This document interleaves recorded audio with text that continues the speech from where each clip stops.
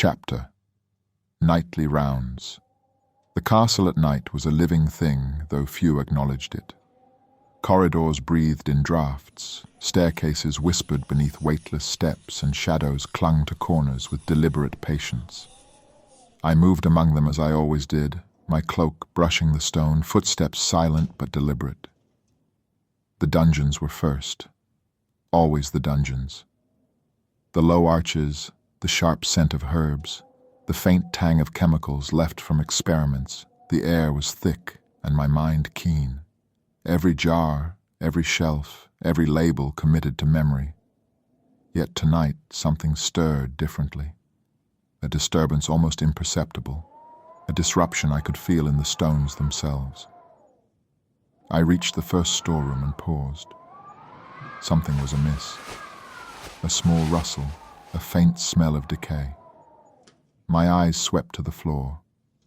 Dead mice. 3 sprawled unnaturally across the stone, pale against the dark tiles. I knelt, inspecting them carefully. Not freshly killed, though recent enough that no scavenger had yet touched them. Clean bites, precise.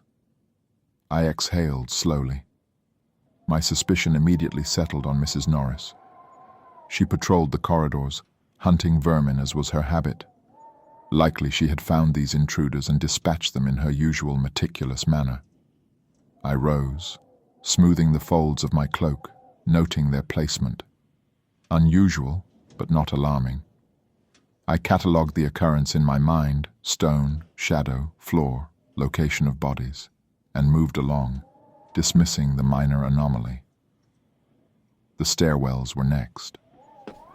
I ascended slowly, my eyes scanning the darkness, every angle accounted for, every shadow a potential concealment for wayward students. The castle's usual inhabitants, sleeping children, careless prefects, were all accounted for by the absence of noise. I paused outside the Gryffindor dormitories. No flicker of light beyond the curtains, no rustle of movement. I pressed an ear to the door briefly, noting the subtle rhythms of rest inside. Nothing out of place. The corridors stretched ahead, winding and cold. I measured my steps, noting every echo. I found a discarded quill, broken along the floor of an empty hallway. Minor negligence, perhaps a first-year testing boundaries. Not dangerous, but noted nonetheless.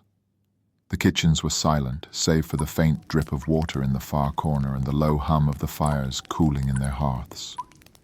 No apprentice lingered, no house elf idle. My gaze swept shelves and counters, jars and stored ingredients, all accounted for. In the Slytherin wing, I slowed.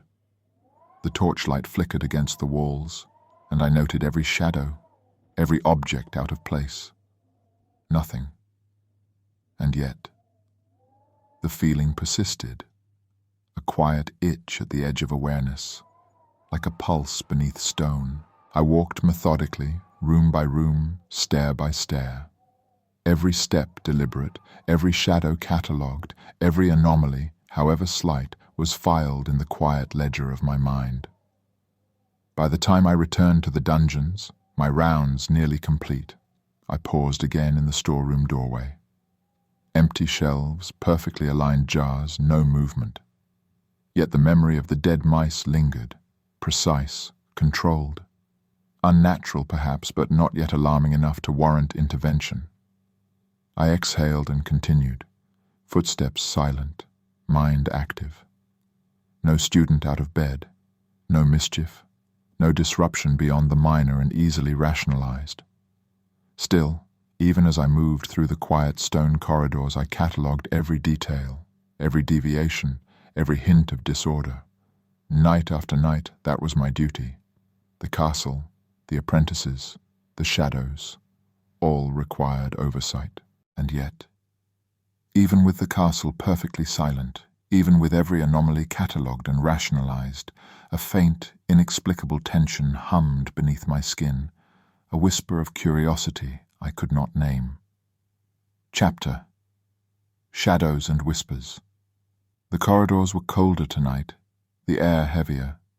Torches flickered unevenly along the walls, casting long, swaying shadows that seemed to linger just a moment too long. I moved through them with measured steps, ears straining for the slightest irregularity. The Slytherin wing again drew my attention. No lights beyond the windows, no whispers, no movement, but something was off.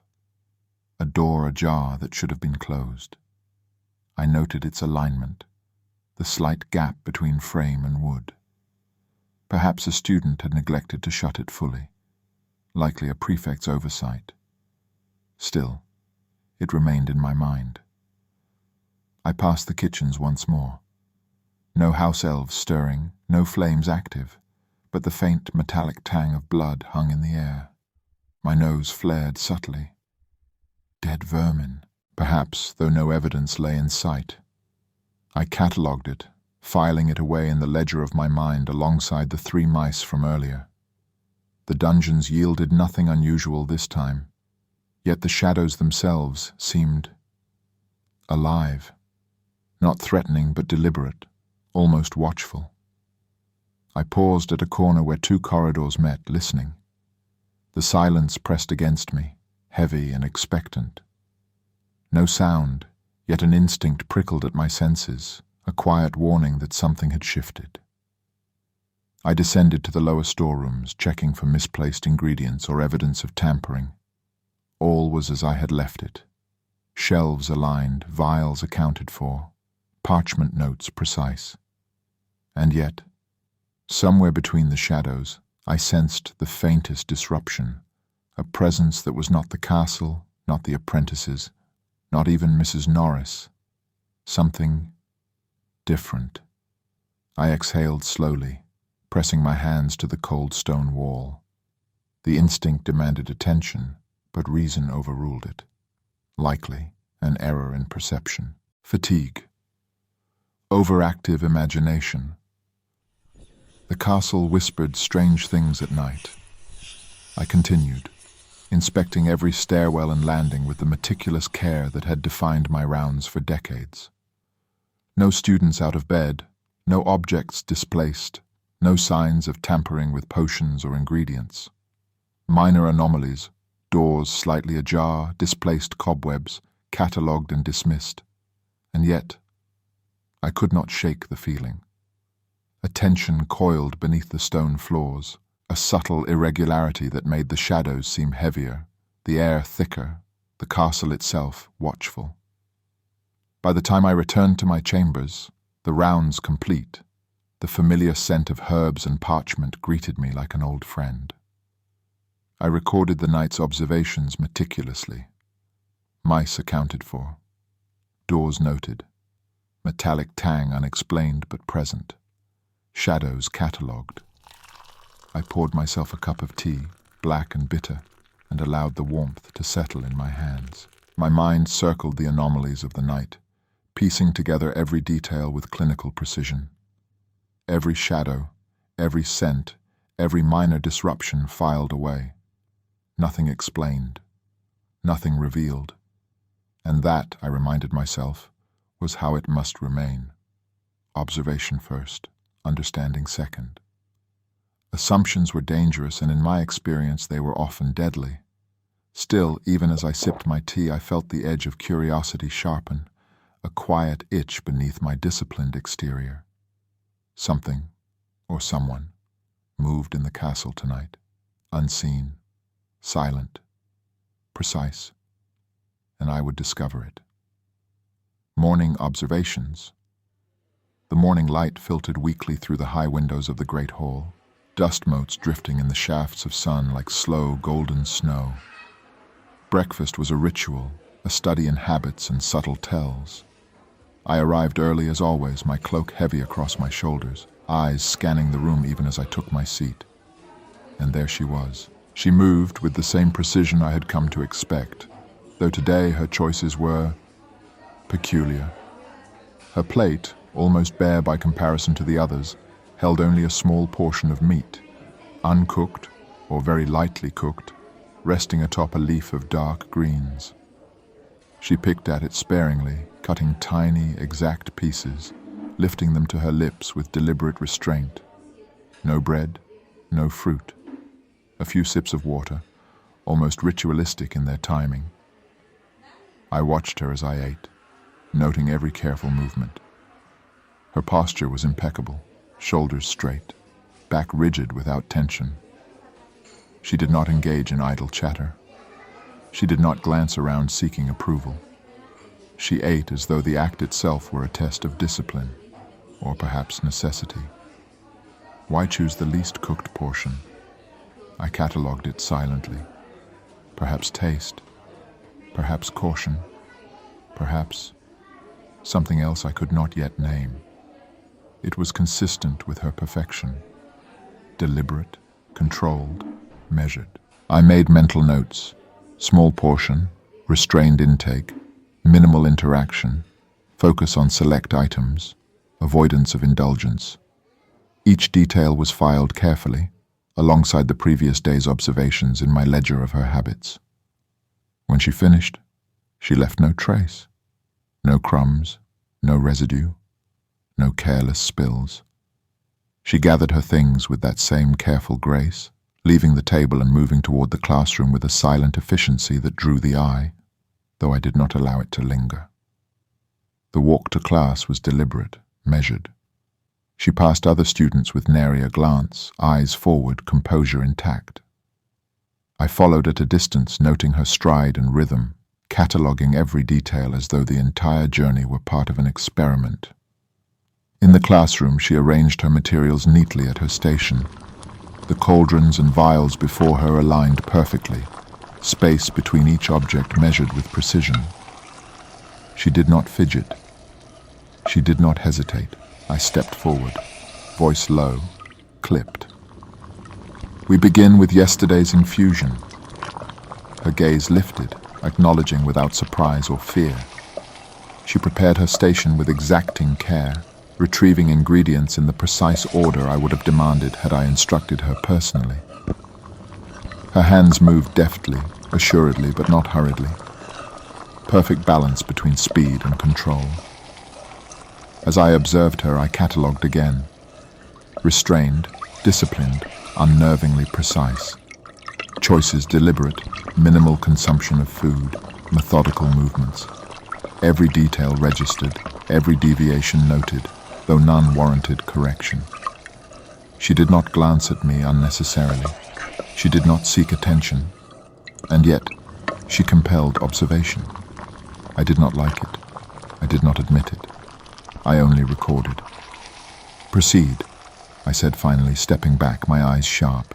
Every measurement exact, every step deliberate. Any error will be noted and addressed. Her hands moved, steady as ever, the faint glow of the cauldron reflecting off her pale skin. She was perfection, in motion, deliberate and silent, consuming the minimum, preserving focus, and yet leaving a question I could not yet answer, suspended in the quiet rhythm of her work. In the classroom was dim, lit by the soft glow of torches along the walls and the faint shimmer of potion fumes rising from cauldrons.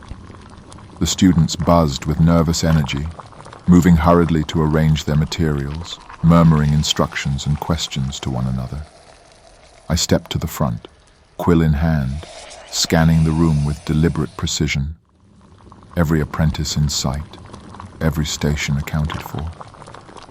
Her station, however, demanded attention of its own.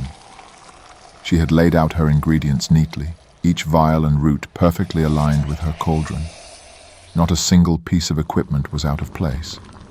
Not a drop spilled, not a scrap of parchment bent or torn. I observed her hands as she worked. Small, precise movements, deliberate strokes. She measured powders with exacting care, poured liquids without hesitation, and stirred the cauldron at a rhythm I would have deemed perfect for a professional, not an apprentice. The other students struggled. Spills, miscalculations, fumbled ingredients. One Gryffindor knocked over a vial, clumsy, frantic apologies spilling into the air. I noted each error, correcting, reprimanding. Yet she remained untouched by the chaos, focused, and methodical. I moved quietly among the tables, correcting errors, monitoring the apprentices. Every so often my eyes flicked back to her. Her progress was flawless.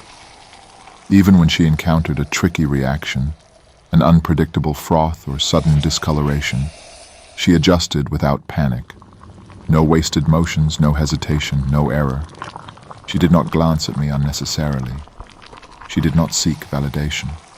She did not speak unless necessary. And yet, she commanded attention in the room, silently asserting herself through skill alone.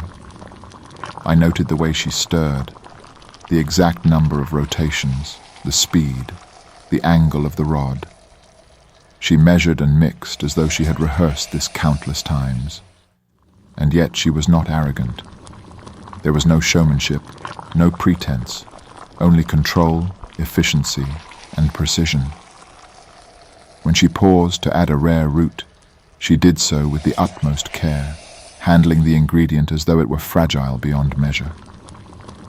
I watched the careful glances she cast to the cauldron, calculating heat, timing, and proportion.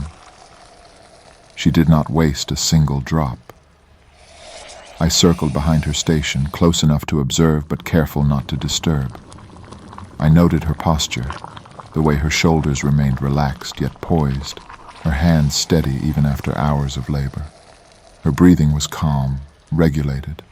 Even her eyes, when she glanced down to measure, betrayed no hint of strain. By the time the class neared its conclusion, her potion was complete, the surface smooth and evenly colored.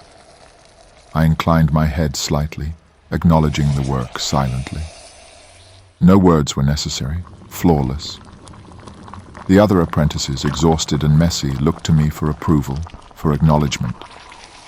I delivered it where warranted, but my attention kept returning to her station. There, amidst the faint haze of potion fumes and torchlight, she remained perfectly composed, precise, and unsettlingly unflappable. When the bell for the end of class rang, she packed her materials with the same careful deliberation, leaving no trace behind. The others shuffled out noisily, leaving her standing ready to depart. I finally spoke, my tone clipped but controlled. Ensure your notes are complete. We continue tomorrow. She inclined her head, acknowledging, and departed as quietly as she had arrived. I lingered a moment longer, observing the aftermath.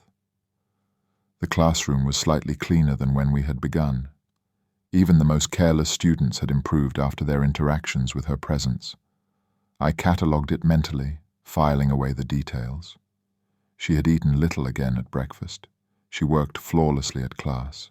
She was controlled, deliberate, exacting. And she left questions I could not yet answer, suspended in the quiet of my mind. Afternoon return. The classroom emptied slowly after the following lesson, students murmuring and gathering their belongings with the typical lack of attention to detail that so often tried my patience. I remained at my desk, marking notes and recording observations, the pens scratching like the steady tick of a clock. A soft knock echoed at the storeroom door. I did not startle. All who approached my domain had to be deliberate in their actions. The door opened quietly, and she stepped inside, calm and composed, as though the room were hers by right. Continue, I said, voice clipped, gesturing toward the shelves. She inclined her head once, and without another word began again. Her movements were deliberate. She traced each row of jars with her fingers before adjusting them. She lifted every vial carefully, turning it in the light to check the labels. Not one label was misaligned, not one jar misplaced. Her hands were steady, her motions exacting, each step measured. I observed her from the doorway, silent and still. The storeroom was quiet except for the faint scratch of parchment and the subtle clink of glass. Time seemed suspended as she worked, the hours stretching but accomplishing less than a full day would suggest. Yet everything she did complete was perfect, flawless. I noted the rhythm of her movements. the way she paused to consider the placement of a particularly awkwardly shaped vial, the care with which she handled powders that could scatter and ruin the rest of the shelf. She measured, adjusted, catalogued, and corrected without a single misstep. Her attention to detail was astonishing, almost unnatural, each correction, each motion, deliberate, calculated, yet effortless in its appearance. I catalogued everything in my mind, the way she aligned the jars, the spacing between vials, the precision in measuring the small scraps of rare herbs, even the subtle pause before writing each corrected label. She moved through the storeroom as if it were a world in miniature, and she its sole observer, caretaker, and master.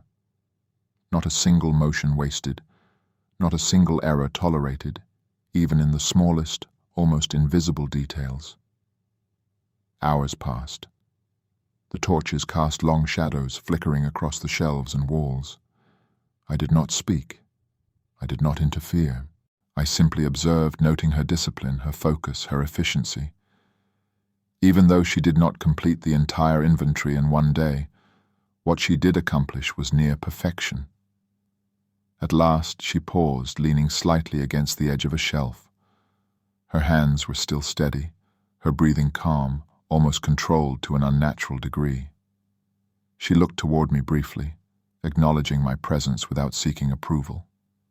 Then, as if satisfied with the progress she had made, she returned to her task, resuming with the same quiet precision. I allowed myself a silent observation. This apprentice, for all her restraint, her meticulousness, her strange eating habits, and her unflinching composure, was unlike any I had taught before. Everything she did deliberately, and yet nothing revealed why. And so I watched, catalogued, and waited.